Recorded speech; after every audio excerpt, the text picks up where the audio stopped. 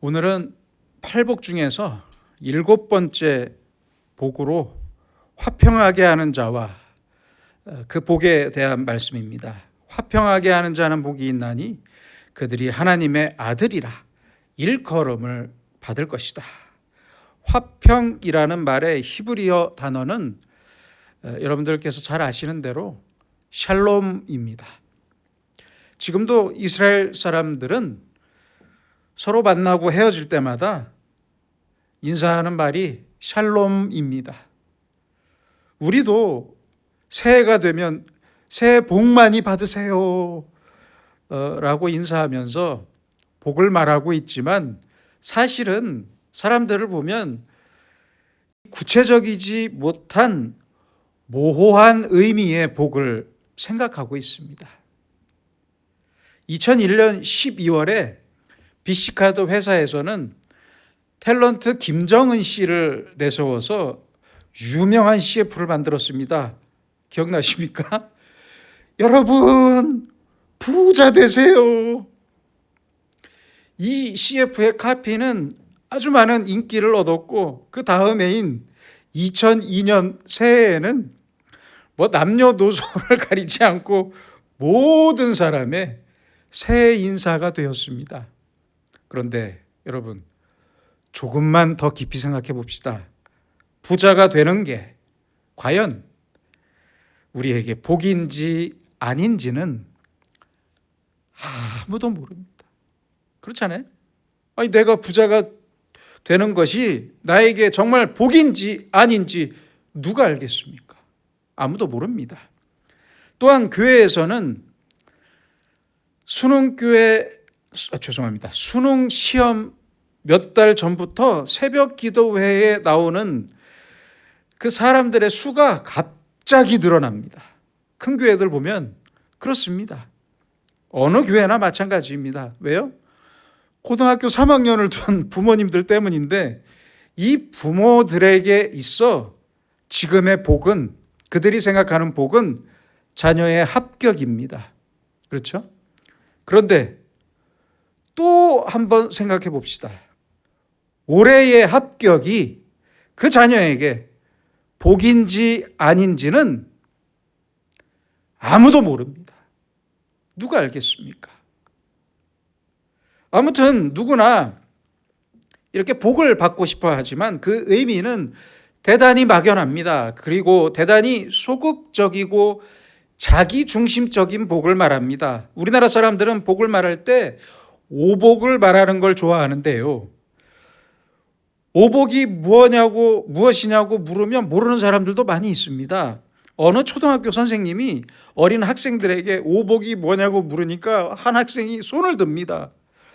저요 손을 들어서 그 아이를 지명하니까 초복, 중복, 말복 여기까지 말하고 말을 못해요.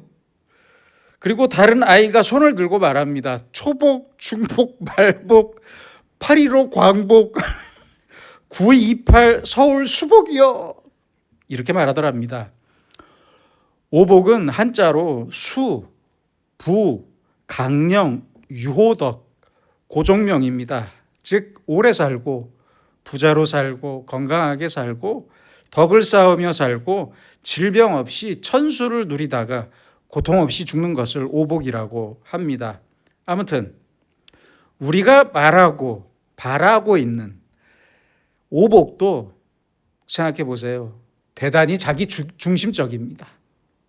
자기중심적입니다. 그래서 모든 사람은 복에 대한 깊은 철학 없이 자기의 뜻이나 자기의 욕심이나 욕망이 그대로 이루어지는 것을 복이라고 생각합니다.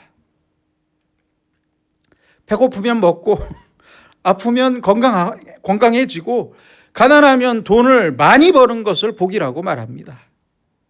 내가 지금 필요한 것을 당장 얻거나 당장 이루고자 하는 것을 이루는 것을 복이라고 생각합니다. 사람들은 이렇게 현실적이고 물질적이고 개인적인 것을 얻는 것을, 즉시 얻는 것을 복이라고 생각하는데 이런 복은 지극히 소극적이고 이기적인 복의 개념이라고 말할 수 있습니다. 뭐 남이야 살든지 죽든지 관심 없어요. 나만 잘 먹고 잘 살면 그만입니다. 내가 잘 될 때 반대로 다른 사람은 잘못될 수도 있는데 그렇잖아요. 이런 생각 없이 나만 잘 되면 된다. 저 사람이 잘못되더라도 나만 잘 되면 그만이다. 예나 지금이나 이런 생각이 복의 바탕을 이루고 있습니다. 히브리 사람들이 말하던 복, 이 샬롬이라는 말에는 아주 중요한 뜻이 하나 더 있습니다. 그것은 화목과 화평이라는 뜻입니다. 이것은 나만 편하면 그만이라는 뜻이 아니에요. 너와 내가 함께, 모두가 함께 평안하고 함께 복을 누리는 것을 말합니다. 그래서 샬롬의 뜻은 서로의 화평, 서로의 평화를 전제로 한 복을 말하는 것입니다. 물질적인 여유로움만 말하는 것이 아니라 인간 관계의 평화를 말하는 거예요. 그러므로 서로 불화하면서 복을 말할 수는 없습니다. 그렇잖아요. 언제나 서로 화평해지고 나서야 복을 누릴 수 있는 겁니다. 나 하나만 개인적으로 누리는 만족이 아닙니다. 복을 통한 만족은 언제나 너와 내가 함께 누려야 하는 것입니다. 단순히 내가 돈이 많기 때문에 복을 누리는 것이 아니라는 말씀이에요.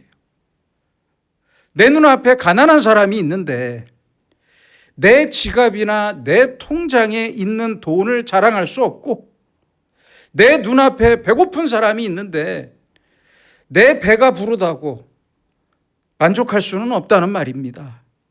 저 사람과 원수처럼 으르렁거리면서 내가 평안할 수는 없다는 말입니다. 그래서 샬롬이라는 말은 화평이 중요한 것이고, 화평이라는 윤리적인 개념과 관계 안에서 함께 누리고 함께 나누는 복을 의미하는 것입니다. 둘째로 샬롬은 사람과의 화평을 넘어 하나님과의 화평을 말합니다. 그래서 하나님과의 화목이 가장 먼저이고, 하나님과 먼저 화평해야만 사람들과도 화평할 수 있는 것입니다. 셋째로 샬롬은 나 자신과의 화평도 말합니다. 가장 먼저 하나님과 화평하고 이웃과 화평하고 나 자신과 화평해야 합니다. 바로 이러한 화평의 관계 안에 있는 상태가 바로 샬롬입니다. 샬롬이 말하는 복입니다. 복. 그래서 화평하게 산다는 것은 하나님과 이웃과 자기 자신에 대한 가장 강하고 적극적인 의미가 담겨 있습니다. 또한 샬롬은 종교적으로, 윤리적으로, 개인적, 심리적으로 화평하고 평안한 상태를 말합니다. 마지막으로 샬롬은 물질적인 화평도 말합니다. 물질적으로 평안한 상태까지 모두 포함하는 말이 샬롬인데, 가장 기본적인 개념은 하나님과의 화평을 말하는 것입니다. 아무튼 히브리 사람들이 생각했던 궁극적인 참 평안은 메시아가 오고 나서야 이루어질 것으로 믿었습니다. 그래서 메시아가 오면 로마의 군대를 물리치고 저 꼴보기 싫은 이방 사람들도 다 물리치고 선택받은 자기 백성과 메시아가 새로운 나라를 건설할 것으로 믿었습니다. 이러한 메시아의 나라를 궁극적인 화평의 시대로 이해했습니다. 그런데 그렇게 굳게 믿었던 메시아인 예수님께서 오늘 뭐라고 말씀하십니까? 화평하게 하는 사람이 하나님의 백성이 될 수 있고, 그래서 그들이 하나님의 아들이라 일컬음을 받을 것이다. 그들이 지금까지, 이스라엘 사람들이 지금까지 생각해왔던 복이 아니에요. 대단히 중요한 말씀입니다. 예수님께서는 십자가의 죽음과 부활로서 하나님과 인간을 화목하게 하셨습니다. 대부분의 심리학자들이 성공을 위해 필요한 것이 무엇이냐를 말할 때 세 가지를 말합니다. 먼저는 patience, 인내가 필요하다고 말합니다. 이랬다 저랬다 왔다 갔다 하는 사람이 아니라 무슨 일이든지 그래서 꾸준히 해야 합니다. 꾸준해야 합니다. 그래서 우리는 비가 오나 눈이 오나 집에 안 좋은 일이 있어도 예배를 중지하면 안 됩니다. 한결같은 마음으로 무슨 일이 생겨도 인내하면서 끝을 향해 나아가야 합니다. 둘째는 practice, 실천 의지, 실행할 수 있는 아주 강한 의지가 있어야 한다고 말합니다. 실행할 의지 없는 말과 의지 없는 계획이나 약속이 무슨 의미가 있습니까? 그렇잖아요. 화평은 그래서 말로만 약속한다고 해서 이루어지는 것이 아닙니다. 예수님께서는 하나님과 인간의 화평을 이루기 위해서 십자가에서 피를 흘리셨고 죽으셨습니다. 골로새서 1장 20절입니다. 그의 십자가의 피로 화평을 이루사 만물 곧 땅에 있는 것들이나 하늘에 있는 것들이 그로 말미암아 자기와 화목하게 되기를 기뻐하심이라. 사도 바울은 예수님께서 십자가의 피로 화평을 이루셨다고 분명히 말씀했습니다. 화평은 그래서 외치기만 한다고 이루어지는 것이 아닙니다. 마땅히 치러야 할 값을 치러야 합니다. 지금의 교회가 왜 시끄럽냐고요? 화평을 버리고 돈 때문에 싸웁니다. 그렇잖아요. 화평을 버리고 장로나 권사 같은 자리나 감투를 놓고 싸워요. 자기 기득권과 얻을 것에만 자기들의 행동이 있기 때문에 싸우는 거예요. 화평을 이제 행동으로 옮길 수 있어야 합니다. 마땅한 대가를 내가 지불해야만 화평할 수 있는 것입니다. 여러분들 잘 아는 손양원 목사님은 자신의 두 아들을 죽인 공산당원인 안재선이 체포되어 사형당하기 직전에 그 원수를 용서하셨을 뿐만 아니라 자기 아들로 삼았습니다. 그랬잖아요. 자신의 두 아들을 죽인 안재선이라는 사람을 입양해서 손재선이라는 이름의 아들로 키웠던 손양원 목사님이야말로 적극적으로 화평하게 하는 사람이었습니다. 무슨 말이 더 필요합니까? 화평을 위한 바로 이러한 적극적인 의지와 행동이 있는 사람, 이 사람이 바로 화평하게 하는 사람입니다. 셋째는 피스입니다. 먼저 내 마음이 평안해야 합니다. 내 마음에 평화가 있어야 합니다. 무슨 일을 하든지 내 마음이 먼저 평안해야 합니다. 앞서 말씀드린 대로 나 자신과의 관계가 평안해야 하고 가족과 이웃과의 관계가 평안해야 하고 특별히 하나님과의 관계가 평안해야 합니다. 무슨 일을 만나든지 하나님만 생각하면 내 마음이 평안해야 합니다. 그래야만 자기의 능력을 발휘할 수 있는 것입니다. 그러므로 우리에게 가장 중요한 문제는 화평을 위해서 내가 지금 무엇을 해야 하느냐는 것입니다. 무엇을 해야 하냐는 것입니다. 그래서 오늘의 예수님께서는 화평하게 하는 자라고 말씀하셨던 거예요. 화평을 말만 하거나 부르짖기만 하는 자가 아니에요. 그런 사람이 아니라 화평하게 하는 사람, 화평하게 하는 사람을 말씀하셨어요. 화평하게 하는 사람, 헬라어 원문의 단어는 에이레노 호이오스인데요. 화평과 행하는 사람, 이 두 단어가 합쳐진 단어이고요. 화평을 만들어가는 사람이라는 뜻입니다. 그래서 영어로는 피스메이커, 화평을 만드는 사람으로 번역되었습니다. 피스메이커. 화평을 생각만 하거나 말로만 떠드는 사람이 아니라 화평을 직접 만드는 사람이에요. 요새 최근에 뉴스를 보니까 학교 선생님들에게 돈 없는 민원이 끊이질 않는다고 합니다. 뉴스를 보니까요. 자기 남편과의 부부싸움을 와서 말려주지 않는다고 항의하고 실화입니다. 만둣국에 학교 급식으로 만둣국이 나왔는데 만둣국에 직접 빚은 만두가 아니라 시판용 만두를 넣었다고 따지고 종교적인 이유로 동물 피가 들어간 순대볶음을 왜 줬냐면서 우리 애가 지옥 가면 책임질 겁니까? 이렇게 따졌다고 합니다. 실화입니다. 실화. 그래. 아니 이렇게 선생님과 화평을 깨트리면서 천국에 갈 수 있는 것입니까? 아니잖아요. 오늘 말씀을 보세요. 아니 그리고 도대체 저는 궁금한 게 학교에서는 이런 민원을 왜 대체 들어주는 것입니까?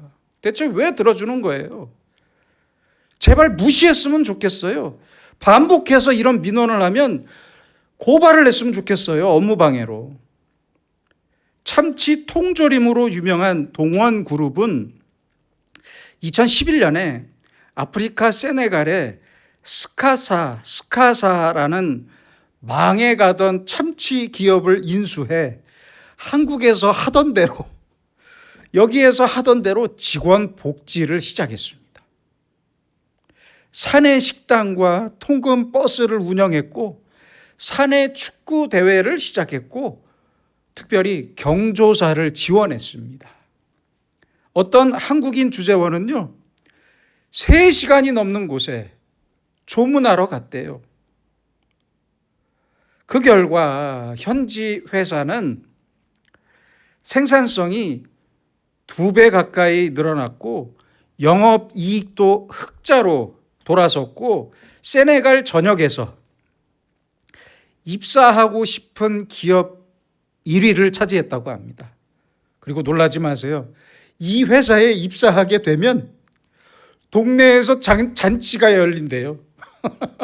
놀랍죠? 그 정도라고 합니다. 최근 뉴스를 또 보니까요. 강원도 춘천에 사는 33살 유오균 씨는 민생회복 소비 쿠폰 18만 원을 받았는데 이것을 한 번에 사용해서 커피 100여 잔을 샀대요. 그래서 춘천 지역 소방서 몇 곳에 전달했다고 합니다. 이런 사람, 이런 기업이 피스메이커, 복된 사람이고 복된 기업입니다. 저는 그렇게 생각합니다.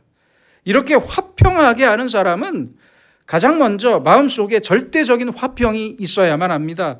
화평이 시작하는 곳은 바로 내 마음이기 때문입니다. 그래서 하나님과 나와의 관계 안에서의 모든 문제를 깨끗이 해결해야만 내 마음이 평안할 수 있습니다. 이것은 절대적인 문제입니다. 내가 건강하든지 병들었든지 성공했든지 실패했든지 뭐 내 일이 잘 되든지 안 되든지 간에 나를 향하신 하나님의 사랑에 대해서는 아무런 의심이 없어야 합니다. 주님의 십자가는 바로 나를 위한 십자가이고 내가 하나님의 사랑과 은혜 안에 있는 자녀임을 확실히 믿고 살아야 합니다. 그래서 내가 지금 당장 죽더라도 나는 천국에 하나님 품으로 갈 것이다. 날마다 이 사실을 확실히 믿고 사는 사람은 그 영이 하나님 안에서 절대적인 평화를 누릴 수 있습니다. 이 사람은 누구를 만나더라도 하나님의 사랑으로, 하나님의 시각으로 보고 삽니다. 화평의 눈으로 사람들을 봅니다. 저 사람도 하나님의 사람으로, 하나님의 사랑 안에 있는 존귀한 사람으로 아름답게 바라봅니다. 누구를 만나든지 내 마음에 평화가 있고 만나는 사람에게도 평화를 줍니다. 하나님 안에서 찬송을 부르면서 기쁨 중에 있다가 사람을 만납니다. 그러면 저 사람과 내가 함께 평안할 수 있습니다. 그런데 반대로 내가 우울하고 내 속이 상하고 하나님에 대한 원망과 불평이 가득 찬 마음으로 사람을 만난다면 둘 다 행복할 수 없습니다. 그렇잖아요. 평소에 원망하는 사람을 만난다면 보세요. 싸움만 벌이게 되잖아요. 그러므로 내 마음에 평화가 있어야 화평하게 할 수 있고, 내 마음에 평화가 있기 위해서는 내가 온유해야 합니다. 온유와 겸손이 있어야 합니다. 교만한 마음, 자기 자랑과 자기 우월감에 빠진 사람은 절대 평안할 수 없습니다. 또한 이 화평은 인내하는 마음으로만 이룰 수 있습니다. 쉽게 판단하거나 서두르지 않아야 그래야 평안할 수 있습니다. 화평할 수 있습니다. 출애굽했던 이스라엘 백성과 하나님 사이에 있었던 모세를 생각해 보세요. 출애굽기 32장 32절입니다. 그러나 이제 그들의 죄를 사하시옵소서. 그렇지 아니하시오면 원하건대 주께서 기록하신 책에서 내 이름을 지워버리소서. 지워버려 주옵소서. 참 대단하지 않습니까? 하나님을 향한 이스라엘 백성의 말도 안 되는 불평 불만과 그 패악질에도 모세는 이렇게 인내했습니다. 이렇게 인내하면서 피스메이커, 중재자로서의, 화평의 중재자로서의 역할을 다했습니다. 예수님께서도 그러셨어요. 예수님께서도 화평하게 하는 분으로서 이 땅에 오셨고 십자가에서 다 이루셨을 때 어떻게 됐어요? 성전의 휘장이 찢어졌습니다. 그랬잖아요. 이 사건은 거룩하신 하나님과 죄인인 우리 인간의 관계를 화평하게 하셨음을 의미하는 사건입니다. 하나님의 아들이신 예수 그리스도께서는 바로 이러한 가장 큰 화평의 역사를 이루셨고, 예수님의 제자인 우리도 예수님을 본받아서, 예수님의 십자가를 본받아서 화평하게 하는 사람으로 살아야 합니다. 나에게 조금 손해가 있어도 괜찮아요. 손해가 있어도 좋아요. 내가 조금 희생해도 괜찮습니다. 나의 희생과 나의 겸손과 나의 인내를 통해서 예수님처럼 내가 화평을 이루고 내 안에 있는 이 절대적인 평화로서 언제나 모든 사람과 화평을 이루며 살아야 합니다. 화평하게 하는 자는 복이 있나니 그들이 하나님의 아들이라 일컬음을 받을 것이다.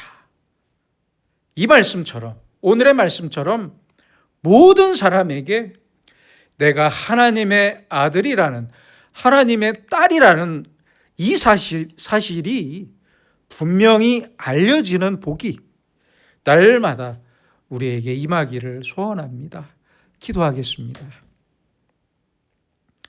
하나님과 인간을 화평하게 만드신 주님, 주님의 말씀과 약속을 따라 우리도 화평하게 하는 사람, 화평을 만드는 사람으로 살게 하옵소서. 하나님과 이웃과 세상과 물질에 대해서 내가 화평하기 위해 오늘의 내가 무엇을 해야 하는지를 깊이 고민하며 살게 하시고 항상 예수님의 십자가를 따라 나의 희생과 겸손과 인내로서 누구에게나 어디에서나 화평을 이루며 살면서 내가 하나님의 자녀임을 증거하는 복된 사람으로 살게 하여 주시옵소서. 예수님의 이름으로 기도드립니다. 아멘.